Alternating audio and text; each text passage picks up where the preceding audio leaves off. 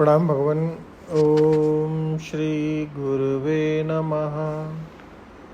ओम सर्वश्रुति शिरोरत्ना विराजित पदाम्बुज वेदांताम्बुजमार्तंडं तस्मै श्री गुरुवे नमः।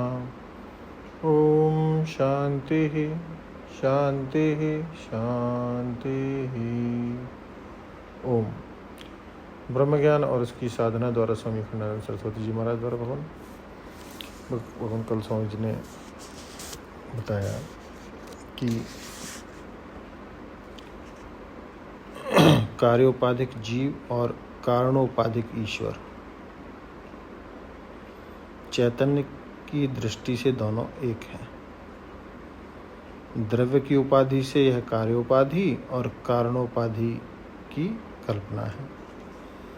स्वामी जी कहते हैं अब देश की उपाधि से बताते हैं, व्यष्टि और समष्टि की उपाधि से बताते हैं। छोटे देश में व्यष्टि में जो चैतन्य है सो जीव है। व्यष्टि चैतन्य का नाम जीव और समष्टि देश में जो चैतन्य है उसका नाम ईश्वर। यह छोटापन और बड़ापन देश प्रधान उपाधि है। कार्यपना और कारणपना यह द्रव्य प्रधान उपाधि है और आभासपना जो है वह वृत्ति की उपाधि है। मायावृत्ति और अविद्यावृत्ति की उपाधि है। तो यह जो ईश्वर है, देखो तुम भी ऐसे ही हो जैसे कालवा देवी रोड बह रहा है और उसमें न तुम्हारा राग है न द्वेष, कोई अभिनिवेश नहीं है। एक्सीडेंट हो गया सड़क पर तो तुम बैठे देख ही रहे हो, कौन आया कौन गया कोई संबंध नहीं। चौपाटी पर कौन आया कौन गया कोई संबंध नहीं। तो अभिनिवेश नहीं है, राग नहीं है, द्वेष नहीं है, अस्मिता नहीं है और अविद्या नहीं है। साक्षात अपरोक्ष अपने आत्म वस्तु को अनुभव कर रहे हैं। अच्छा जी, अब यदि किसी से आपकी ऐसी मोहब्बत है कि उसके बिना मर जाएंगे तो यह तो राग हो गया ना। यह आपने अपने आत्मा का तिरस्कार किया कि हम इसके बिना मर जाएंगे। अरे भाई, ऐसे ही मरना हो तो दिन भर में 10 दफ़े मर लिया जाए।